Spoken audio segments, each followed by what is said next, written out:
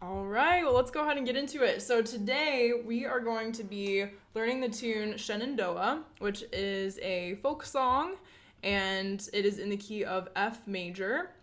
So with this tune, we do have a few different time signature changes. So that'll be evident as we go through. I'll kind of mention those here and there. So the feel from phrase to phrase and even at times from measure to measure can be a little different. But the melody is fairly simple and we only have 5 phrases that we're learning today. So we will get through that and everything should be good. But let's go ahead and start with an F scale. Is anybody familiar with the key of F major? Or is anybody not familiar with the key of F major? No? Okay.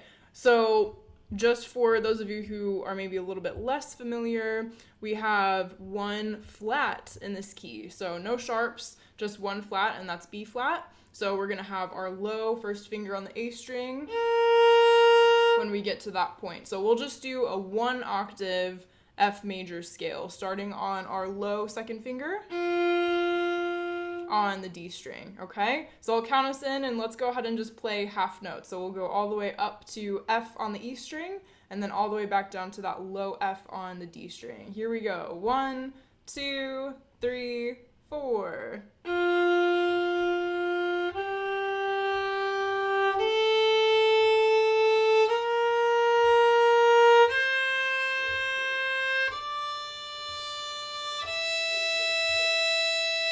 Back down.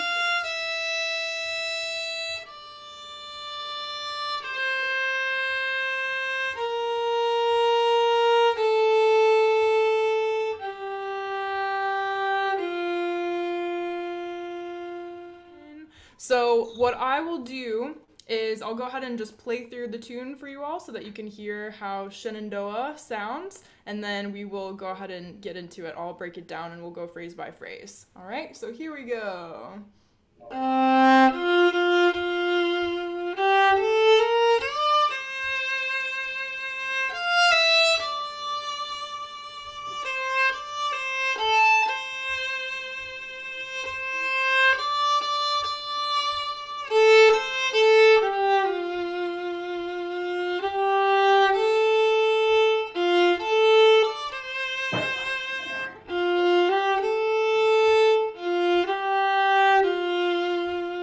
One more time and see if this time you can listen to our time changes, our time signature changes.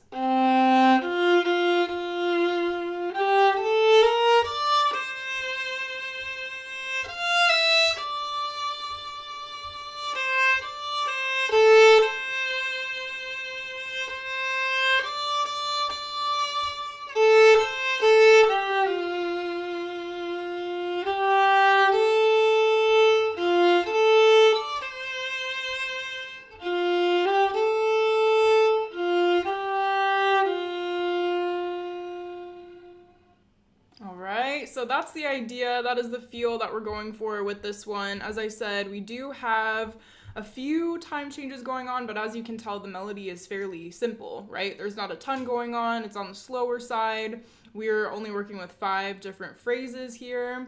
So it's not in 4/4 time the entire time. Sometimes it's in 4/4, sometimes it switches over to 3/4, and then I believe there's also 1 bar that we're in 2/4 time. So we'll just kind of have to move through that with making sure that we're getting the right feel and the right count and the right amount of beats for each of those measures. All right, so this is a good test in rhythm and being able to count and keep time and everything, which all of those things are very important as fiddle players especially, and just as musicians in general. Good deal. So let's go ahead and get into this first phrase, which goes like this. We have a pickup note. We're starting on C on the G string with an up bow, and it goes like this.